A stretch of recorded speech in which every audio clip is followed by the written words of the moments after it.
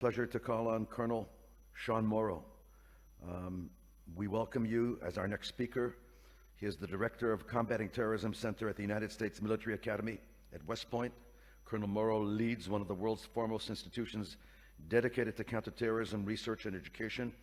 We're very pleased to have him with us again. And I should mention that we're very proud of the dozens of students who graduated West Point, who have actually come to Reichman University here and have completed their master's degree here in counterterrorism. It's a program where we provide them with full scholarships, tuition scholarships, to come and study over here. We're also very proud of the fact that every year we have a colonel from West Point who comes here on sabbatical. So there's a warm relationship between West Point and Reichman University and ICT. The floor is yours.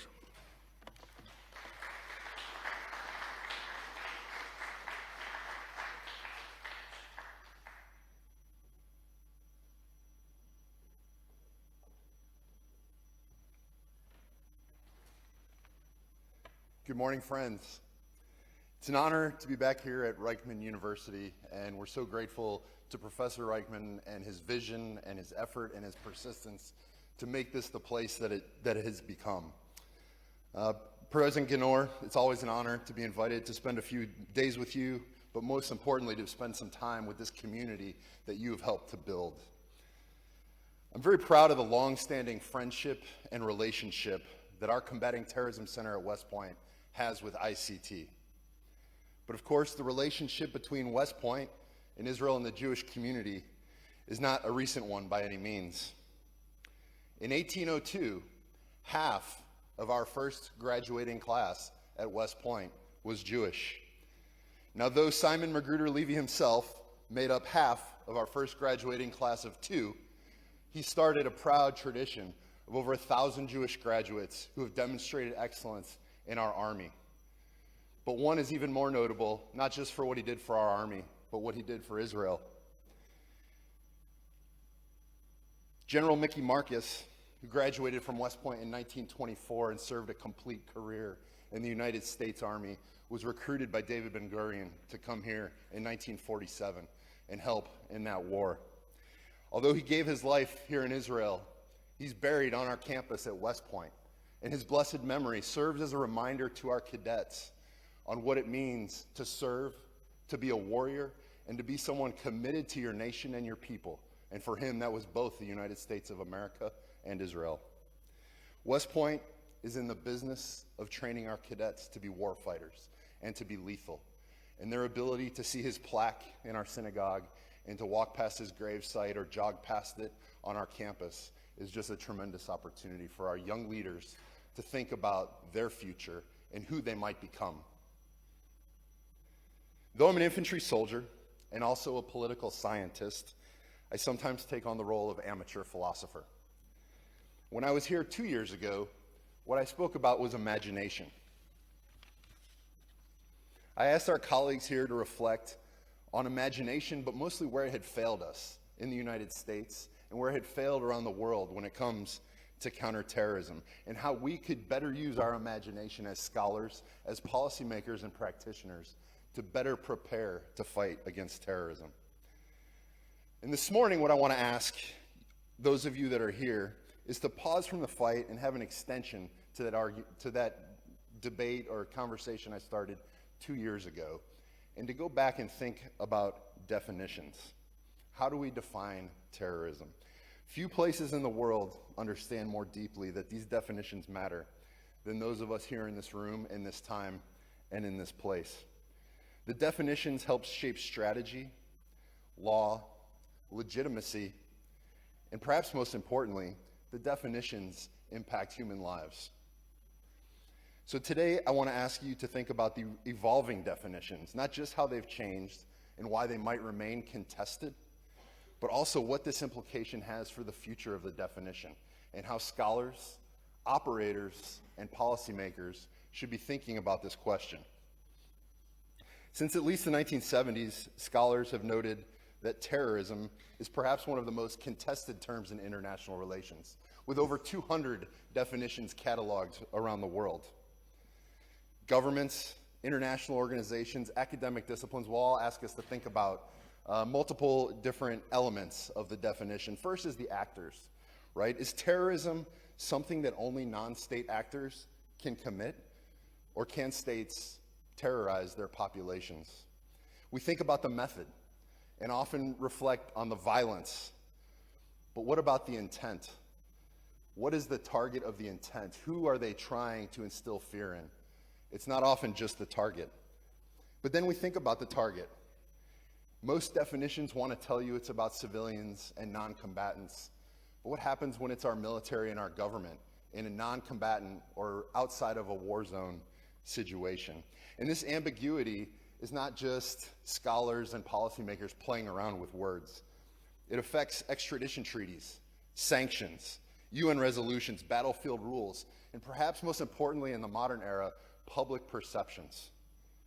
For instance, the US Code defines terrorism as premeditated, politically motivated violence perpetrated against non-combatant targets by subnational groups or clandestine agents. In 1994, the UN took a shot at this in the General Assembly and used a much broader wording, emphasizing that it could include criminal acts, and that important notion that it was also about provoking terror in the public.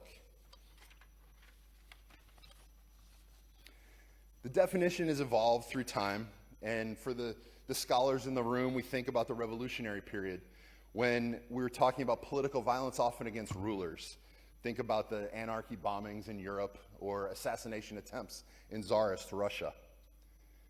In the Cold War era, it got particularly complicated in the minds of some because terrorism was often shaped around these ideas of national liberation movements. And the United Nations had debates which showed a deep divide between Western states who wanted to just really focus on civilian targeting, while others said that, well, resistance to colonialism can't be labeled terrorism. And in the post-9/11 era, we gained a little bit more clarity, but it was less a tactic of insurgency and more became like what Dr. Gorko was saying. It was focused around this ideology and this borderless existential threat. The 2001 UN Security Council resolution marked a turning point because it obligated states to suppress financing and support for terror groups without even offering a clear definition of what terror groups are. It gave states the freedom to interpret that. And the debate over whether governments themselves can commit terrorism resurfaces often, and especially when states deliberately target civilians.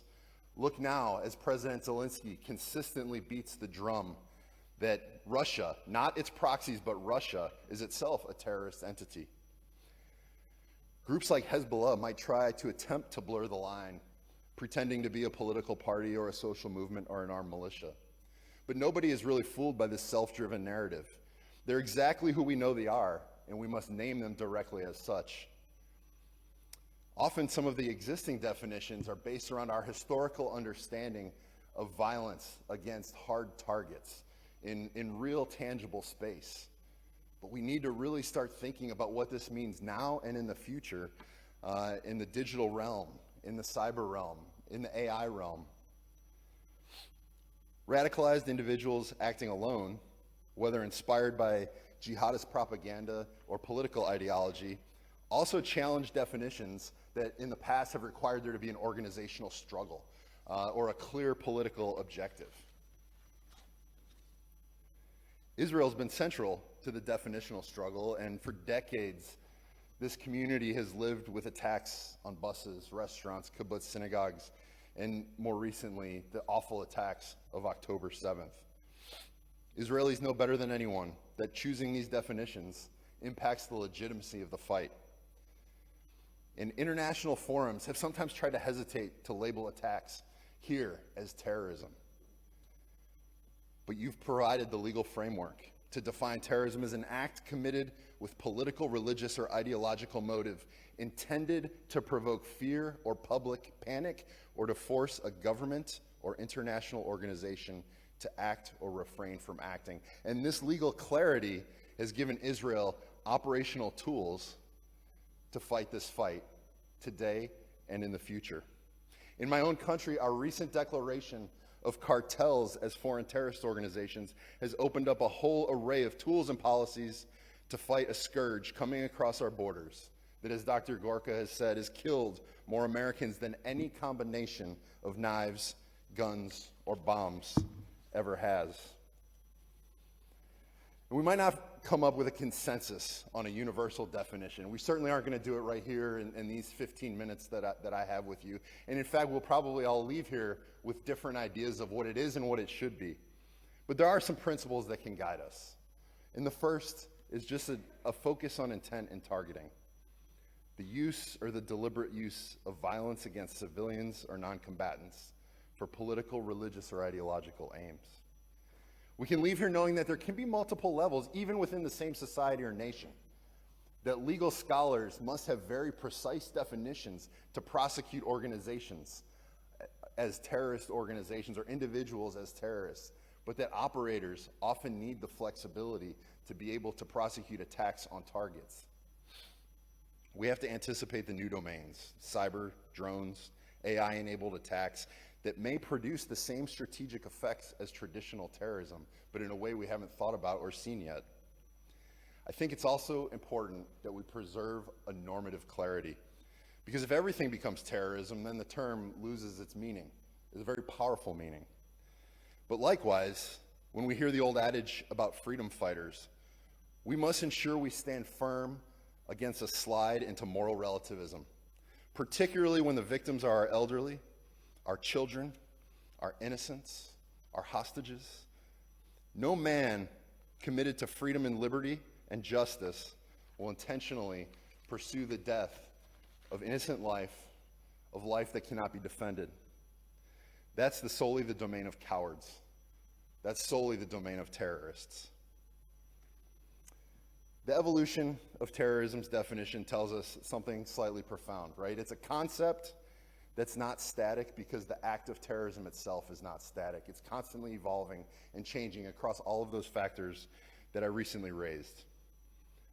For academics, we must continue the rigor in clarifying the terms.